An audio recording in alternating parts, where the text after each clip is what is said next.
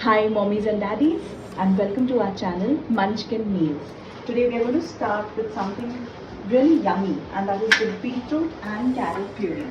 Now in order to start with beetroot and carrot puree, you should have firstly given or previously given your child beetroot puree separately and carrot puree separately. This combination is extremely healthy. It's good in calcium, it has a lot of vitamins, it's good to increase the immunity of your baby, it keeps the body hydrated, it has a lot of benefits. As you see, I've washed and peeled the beetroot and carrot, and now I'm going to dice them. So we basically need half a cup of carrot and 1/4 cup of beetroot. My baby girl really enjoys carrot as well as beetroot. This puree, although it's very healthy, it will also give a brilliant color which children really like. They get attracted to colorful food. So I'll just cut this.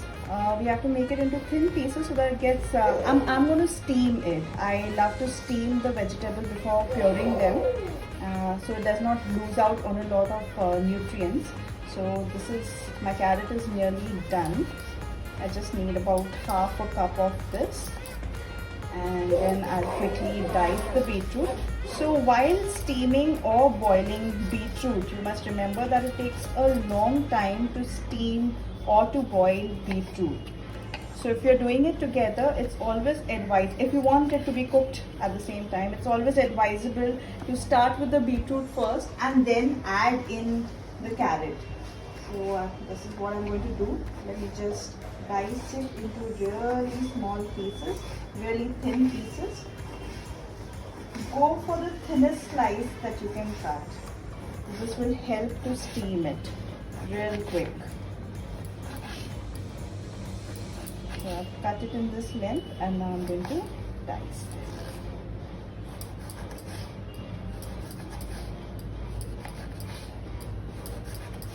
So I'll just need half of this amount, and the rest of it will be used up by my family members as salad. So nothing gets wasted in the process. So I've put up the steamer and I've filled it with a little bit of water. Now on a high flame, I'm going to heat the water. Once the water starts boiling, I'm going to transfer the cut carrot and beetroot into my steaming plate, and then we are going to steam it for about half an hour. Yeah, it will take that much time. So first I'll start with the beetroot. I'll give a heads up of around 5 to 7 minutes to the beetroot before adding in the carrots. So the water is just beginning to boil. I'm going to put in my steaming plate. Now you want to be really careful while doing this because it's very hot. So as I mentioned, we are going to give a 5 to 7 minute heads up to the beetroot because beetroot takes a lot of time to cook. I'm going to lower the flame just a little. We are going to keep a high medium flame, and after 5 to 7 minutes we'll come and add in the carrots. So it's been around 6 to 7 minutes since we put this up to boil our beetroots. The beetroot is giving up a slight aroma, and now we're going to add in the carrot. You can boil this as well. You can also pressure cook them, but I always prefer steaming the vegetables because I feel that their nutritional value remains intact by steaming rather than by cutting and boiling. So we'll just put this in and we'll check in around 10 to 12 minutes.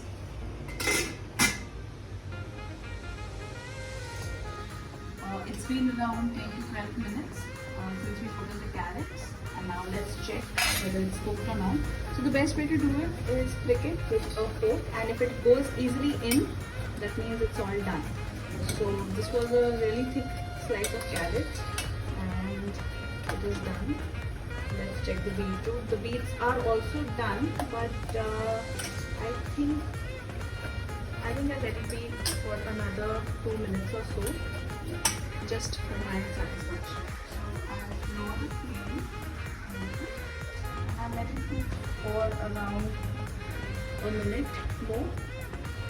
Then I'll take it out of this and I'll allow it to cool down in a separate dish. Okay, so I will turn off the gas. And as I said, I need half a cup of carrot and 1/4 cup of the beets. So let me just transfer the carrots.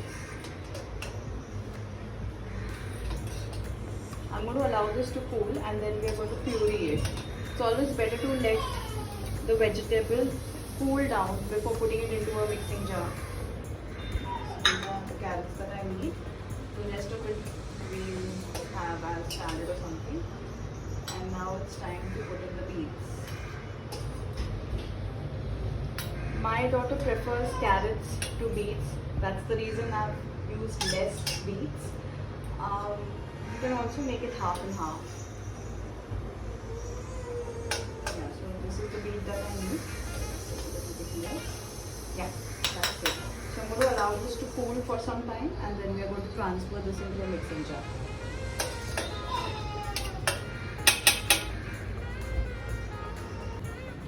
So now we're going to put in the carrot and the beetroot. So here goes the carrot. Here go the beets.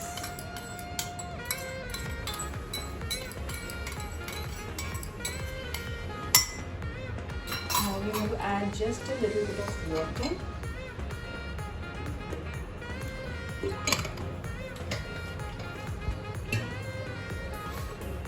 So I've tried to transition from a real thin puree to a thicker puree as my daughter is 8 months, and this transition is really important so that she's ready to eat meals like chapati and rice and stuff like that. So we need to graduate her from liquidy purees into more thicker ones.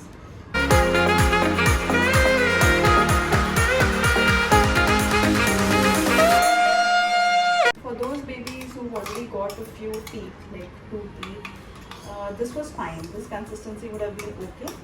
My baby hasn't got teeth as yet, and so I need to make the mash a little smoother. So that's the reason I've added more water. If your child already has teeth, then it's better to go for it. If the consistency is a little bit gritty, it would be great for your baby.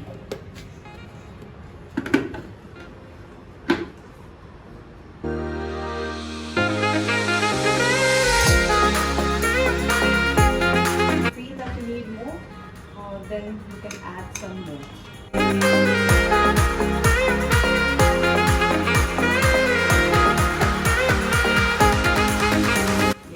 This will do for her. You can see a carrot piece which has not been mashed. I think this is good to go for my baby. I think this is fine. Yeah, good to go. Now I'll just quickly take it out. In a serving bowl. So I'm quickly going to serve the puree into my baby's favorite serving bowl.